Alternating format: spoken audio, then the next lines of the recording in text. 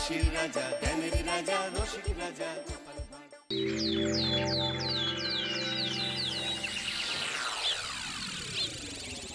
উফ, এইবার এমন একটা দাও মারবো না যে কৃষ্ণচন্দ্র কেঁদে কুল পাবে না। কিন্তু সেটা একমাত্র সফল হবে যদি কৃষ্ণনগরের মন্ত্রী আমাদের পাশে থাকে। আরে ও তো মোহর ছাড়া আর কিছুই চেনে না। ওকে খবর দিয়েছি এক্ষুনি এলো বলে। রাজামশাই, কৃষ্ণনগরের মন্ত্রী এসেছেন। ওকে ভেতরে পাঠিয়ে দাও। প্রণাম খাম্বাজরাজ। এ কি রানীমা, আপনি? আমি তোমাদের কৃষ্ণনগরের রানীমা নই, আমার নাম ললনা। আমি হরেক রকমের গলায় কথা বলতে পারি। এটা আমার আসল গলা। ওরে বাবা রে বাবা রে বাবা, আপনি তো প্রতিভার জলজ্যান্ত রূপ। একে আপনি কোথা থেকে পেলেন খাম্বাজরাজ? বেশ কিছুদিন আগে একটা যাত্রা দেখতে গিয়ে ললনার সাথে পরিচয় হয়। ওর ব্যাপারে সবকিছু জানার পরে আমার মাথায় একটা বুদ্ধি খেলে যায়। তাই আপনি আমাকে ডেকে পাঠিয়েছেন, তাই তো? একদম তাই। আমার একটা পরিকল্পনা আছে। ছলে বলে কৌশলে ওই কৃষ্ণনগরের আসল রানীকে কিছুদিনের জন্য বাইরে পাঠাতে হবে। আর সেই সুযোগে সেসব দায়িত্ব আমার ওপরে ছেড়ে দিন। আমি নিজের দায়িত্ব নিয়ে ললনাকে কৃষ্ণনগরের রানীর সমস্ত আদব কায়দা শিখিয়ে দিয়েছি। এখন শুধু আমি বাকি ব্যাপার নিয়ন্ত্রণ করব। এখন মহারাজ বাৎসরিক হিসেব নিয়ে ব্যস্ত, তাই রানীমা চলে যাবেন আর তার বদলে ঢুকবে ললনা দেবী। তাহলে আর দেরি কেন? আজ রাতেই বেরিয়ে পড়ো। আর যদি আমার পরিকল্পনা অনুযায়ী এগোতে পারো তাহলে কিছুদিন পরে তুমি হয়ে উঠবে কৃষ্ণনগরের রাজা। আমার কত দিনের আশা। চলুন তাহলে। হ্যাঁ চলুন, রাজবাড়ির বাকি ব্যাপার যেতে যেতে বুঝিয়ে দেব।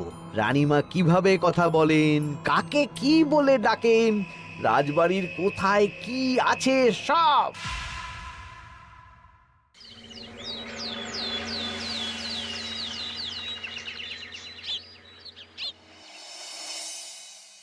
কি গো গিন্নি, জ্বরটা নেমেছে? এই জ্বরটা কমেছে, কিন্তু শরীরটা খুব দুর্বল গো। তুমি পারলে ভাতটা রান্না করে রাজবাড়ি যাও। আমি বেলার দিকে এই কিছু একটা তরকারি করব। না না গিন্নি, তোমাকে এই শরীরে রান্না করতে হবে না। আমি তরকারির সবজি কুটে রাখছি। হ্যাঁ, ওই পুঁটির মাকে বলে রাখবো, ও এসে রান্না করে দেবে। তাহলে তো ভালোই হয়। জ্বরে একেবারে শরীরটা দুর্বল করে দিয়েছে গো। হ্যাঁ, তুমি বিশ্রাম নাও গিন্নি, আমি রান্নাঘরে যাই। কি গোপাল আজকে এখনো এলো না? ও কোনোদিন সময় এসেছে মহারাজ? ওকে তাড়িয়ে আপনি একটা কাককে রাজসভায় রাখলেও সে সময়ে আসবে। আসলে গোপালের গিন্নির খুব জ্বর, আমি দেখে এসেছি। তাই হয়তো ওর গিন্নির সেবা শুশ্রূষা করতে গিয়ে গোপালের দেরি হচ্ছে। তোমাকে আর গোপালের হয়ে কাসুন্দি গাইতে হবে না। এই তোমরা থামো তো। একটু দেরি হয়ে গেল মহারাজ। আসলে গিন্নির খুব জ্বর, তাই কিছুটা রান্না করে এলাম। আচ্ছা আচ্ছা আচ্ছা, তা এখন তোমার গিন্নির শরীর কেমন আছে? আগের থেকে ভালো আছে মহারাজ, জ্বরটা কমেছে, কিন্তু শরীর খুব দুর্বল। বেশ বেশ, একটু যত্নআত্তি করো। যাই হোক, আজকে সারা বছরের খরচের হিসেব আর আগামী অর্থনৈতিক বছরের প্রকল্প নিয়ে আলোচনা হবে। আলোচনা শুরু করা হোক।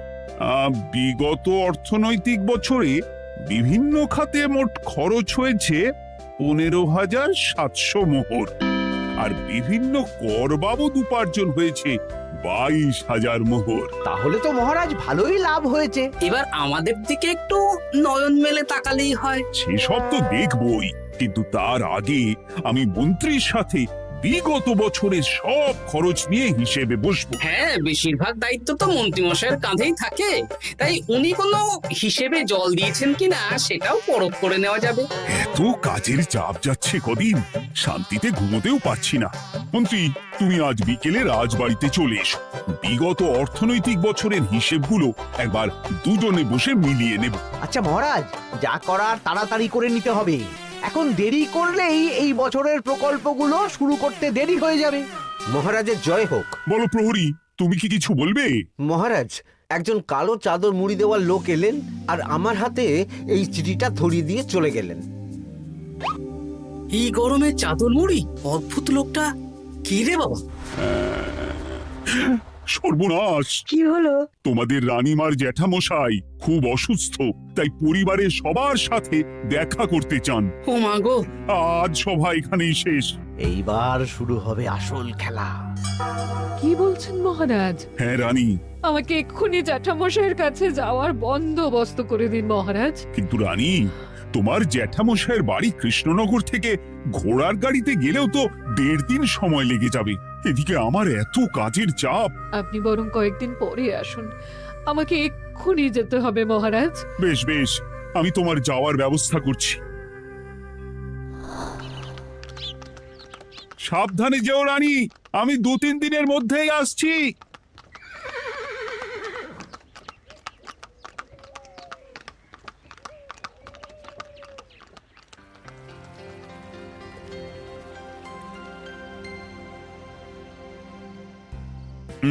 মন্ত্রী, বিগত অর্থনৈতিক বছরে আমাদের পাঠশালার উন্নতির জন্য কত খরচ করা হয়েছিল একটু দেখো তো।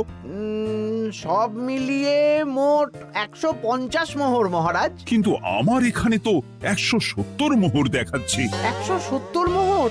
তা কি করে হয়? একই রানীমা, আপনি ঘোড়ার গাড়ি করে গেলেন আর হেঁটে চলে এলেন। সে আমার ব্যক্তিগত ব্যাপার, তুমি তোমার কাজ করো।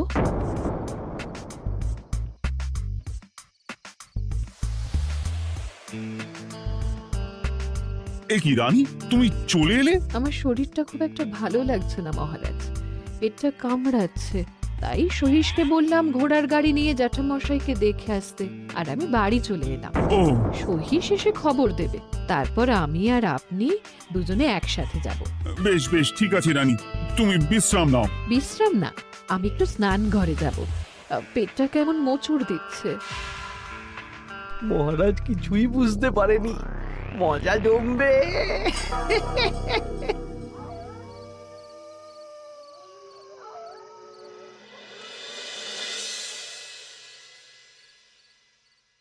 এ কি রানী, তুমি তোমার সব গয়না গাটি বের করছো কেন? আমার আর এই পুরনো নকশার গয়না পছন্দ নয় মহারাজ, ভাবছি কালকে সকালবেলা এই গয়নাগুলো শ্যাকরাকে দিয়ে শহুরে নকশায় নতুন গয়না বানাবো। কিন্তু এগুলো তো তোমার সবই পছন্দের গয়না। কিন্তু মহারাজ, আমি ভেবে দেখলাম এই গয়নাগুলো সবই বড্ড ভারী গয়না, আমি শহুরে আধুনিক নকশার হালকা গয়না পরবো।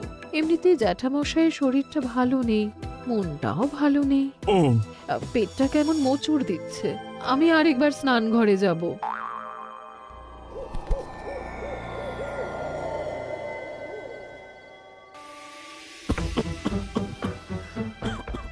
ওই তো মন্ত্রী মশাই এসেছে।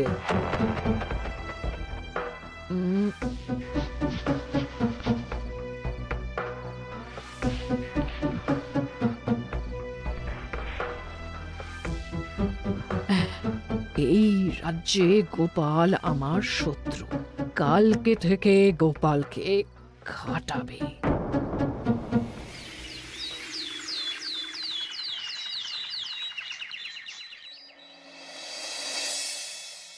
হায় হায় হায়, কি হলো রানী, কি হলো? গতকাল রাতে আমার সমস্ত গয়না চুরি হয়ে গেছে। হ্যাঁ? বলো কি প্রহরী? বলুন মহারাজ। গতকাল রাতে রানীর সব গয়না চুরি হয়ে গেছে। তুমি আরেকজনকে নিয়ে এক্ষুনি খোঁজ করা শুরু করো। যথাজ্ঞা মহারাজ।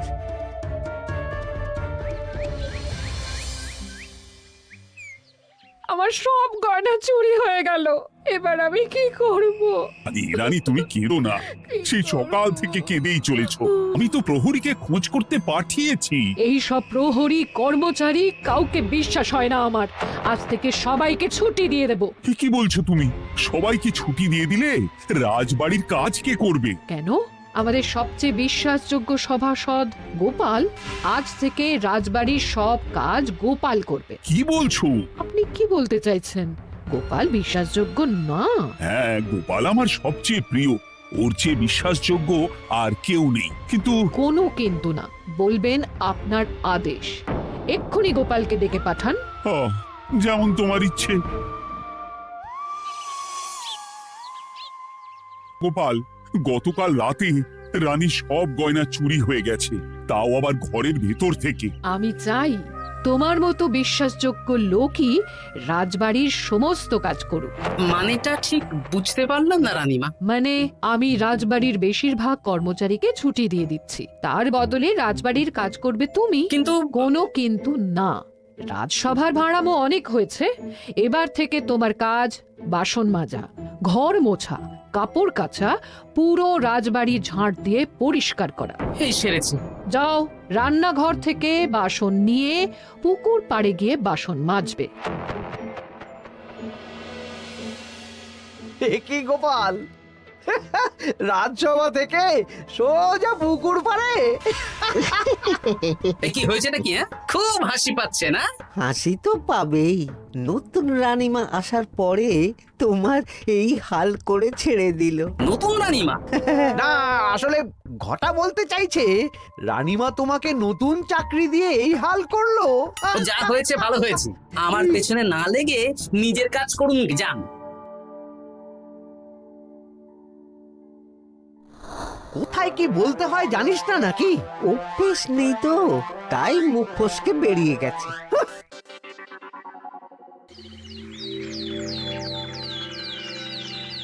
রাজ্যে চোরের উপদ্রব বেড়ে গেছে, তাই আমরা কিভাবে চোরের উপদ্রব কমানো যায় সেই নিয়ে আজকে একটা আলোচনা করব। কিন্তু মহারাজ, রাজসভায় এখনো তো সবাই আসেনি।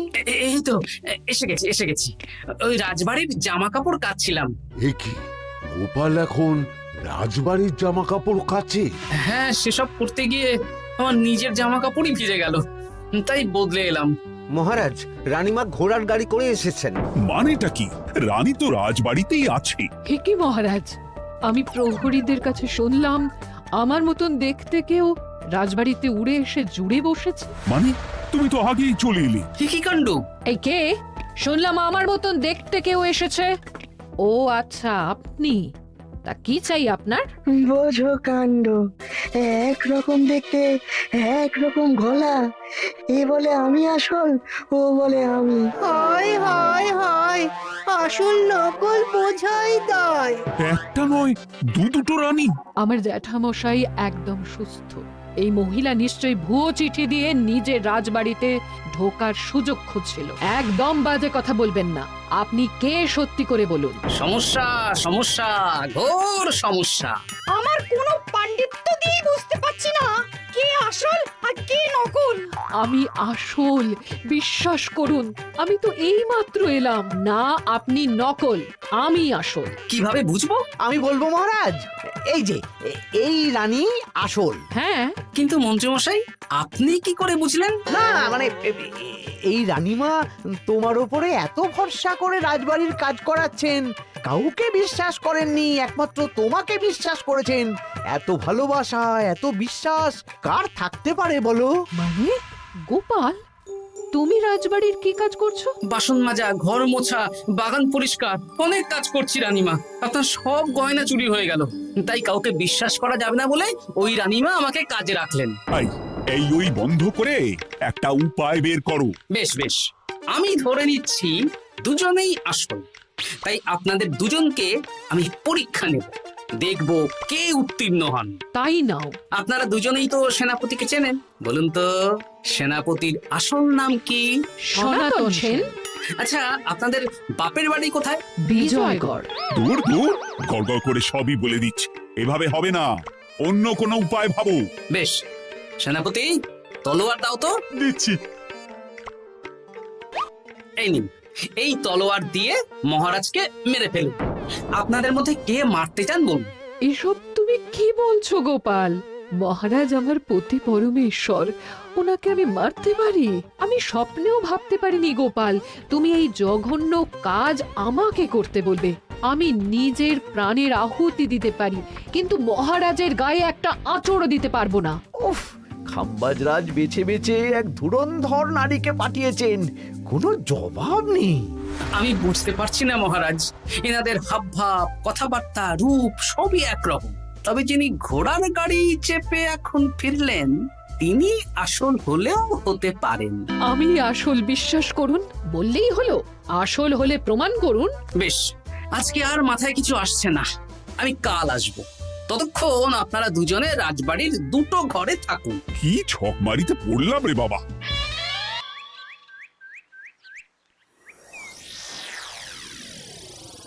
ললনা একদম তৈরি হয়ে এসেছে।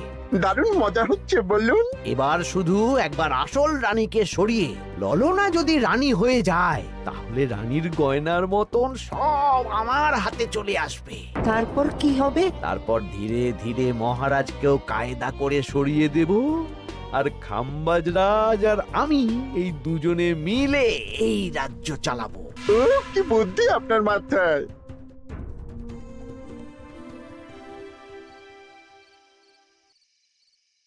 বলছি শোনো না, আমার শাড়িটা একটু ছিঁড়ে গেছে গো। তুমি বাজার থেকে কালকে আমার জন্য একটা শাড়ি নিয়ে আসতে পারবে? হ্যাঁ, আচ্ছা বেশ, নিয়ে আসবো শাড়ি। শাড়ি শাড়ি শাড়ি, এই তো মাথায় বুদ্ধি এসেছে। কাল নয়, আজকেই। গোপাল, তুমি কিছু ভাবতে পারলে? মহারাজ, আপনার দুই রানীকে ডাকুন। আমার তো একটাই রানী। ওই হলো মহারাজ, আসল নকল দুজনকেই ডাকুন। কই গো, একটু বাইরে এসো। বলুন মহারাজ, আপনি যাচ্ছেন? আচ্ছা, আমি দুটো শাড়ি নিয়ে এসেছি, লাল শাড়ি আর নীল শাড়ি। এই দুটোই মন্ত্রপুত শাড়ি, এক সিদ্ধ পুরুষ দিয়েছেন। কে তিনি? না, সেসব এখন বলা যাবে না, তবে এই শাড়ি দুটো একটা একটা করে ওনাদের দিয়ে দিন। এবার আমি এই শাড়ির বিশেষত্ব বলি। হ্যাঁ বলো গোপাল, বলো। আপনারা দুজনেই আজ রাতে এই শাড়িটা পরবেন, সারা রাত পরে থাকবেন। এই শাড়িগুলো 12 হাত মাপের শাড়ি। আগামীকাল সূর্যোদয় হওয়ার পরে যার শাড়ি 4 হাত কমবে সেই হবে আসল রানী। আচ্ছা বেশ, তাহলে তোমরা দুজনেই এই শাড়ি পরে থাক। কাল সকাল সকাল রাজসভা বসবে, তখন তোমাদের শাড়ি গোপালের কাছে জমা দিও। আচ্ছা। আমি যে নকল সেটা বুঝতে দেওয়া যাবে না। কি করে এই শাড়িটা 4 হাত কেটে ফেলে ওই দুফল কাটার ছড়ি কেটে ফেলো। কালকে আবার মজা হবে।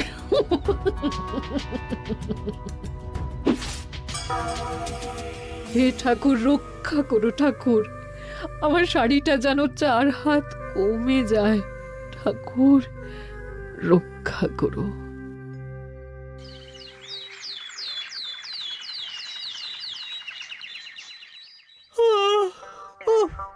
এত সকাল সকাল রাজসভা, দূর, ভালো করে ঘুমটাও হলো না। আমি তো ঘুমোইনি, চিন্তায় ঘুমই আসেনি। কই গো, তোমরা এসো। এই নিন আমার শাড়ি, এবার মেপে দেখুন, এটা 4 হাত কমে গেছে। এই দেখুন মহারাজ, বিশ্বাস করুন আমি আসল, কিন্তু এই শাড়িটা সারা রাত পরে থাকা সত্ত্বেও 4 হাত তো দূর, 4 আঙুলও কমেনি। লাল শাড়িটাই ছোট মনে হচ্ছে। তাহলে তুমি আসল? উফ বাবা, বাঁচা গেল। আয়, কে আছো? এই নকল রানীকে কারাগারে বন্দি করো। দাঁড়ান মহারাজ, বন্দি করতে হলে যার শাড়ি 4 হাত কমে গেছে তাকে বন্দি করুন। কেন? আমার শাড়ি তো 4 হাত কমে গেছে, শর্ত অনুযায়ী যে আসল তার শাড়ি তো 4 হাত কমবে না। আপনি ধরা পড়ে গেছেন নতুন রানীমা। এগুলো কোনো মন্ত্রপুত শাড়িই নয়, এগুলো আমার পরিকল্পনার প্যাচ। আপনি নিশ্চয়ই নিজেকে আসল প্রমাণ করার জন্য শাড়িটা কেটেছেন। না মানে, না না না। তাহলে কমলো কি করে? না মানে, হয়ে গেল। সত্যি গোপাল, তোমার বুদ্ধির জবাব নেই। গোপাল, তুমি আমাকে বাঁচালে। এই যে নতুন রানীমা, চুপ করে কেন? ওকে আমি কারাগারে গিয়ে বেত মারছি, তাহলেই সব বলবে। বল, কে তুই বল? আসলে মানে আমার নাম ললনা, আমি যাত্রাপালা করি, অনেক রকম গলায় কথা বলতে পারি।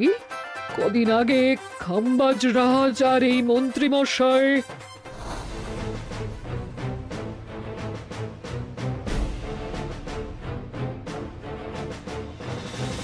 বাহ বাহ বাহ বাহ বাহ, এ তো দেখছি ললনার ছলনা। তার মানে রানীমার গয়না? ওগুলো তো সব মন্ত্রীকে দিয়েছি, জানলা দিয়ে কাপড়ে পেঁচিয়ে নামিয়ে দিয়েছি। মন্ত্রী, তোমাকে আমি শুলে চড়াবো। ভুল হয়ে গেছে মহারাজ, আমাকে ক্ষমা করুন। প্রাণে মারবেন না, সব গয়না ফেরত দিয়ে দেবো মহারাজ। তুমি শত্রু রাজ্যের প্ররোচনায় এত বড় ক্ষতি করতে চেয়েছিলে? ক্ষমা করুন মহারাজ, ক্ষমা করুন। সেনাপতি, মন্ত্রীকে 1000 বার বেত্রাঘাত করো। আর এই ললনার কি হবে? আমি অনেক দিন ধরে বাড়িতে একটা কাজ করার লোক খুঁজছি, ওনাকেই পাঠিয়ে দিন। আমার গিন্নি শুয়ে বসে থাকবে আর উনি খাটবেন। নয়, হ্যাঁ, ললনার ছলনা ভেস্তে গেল।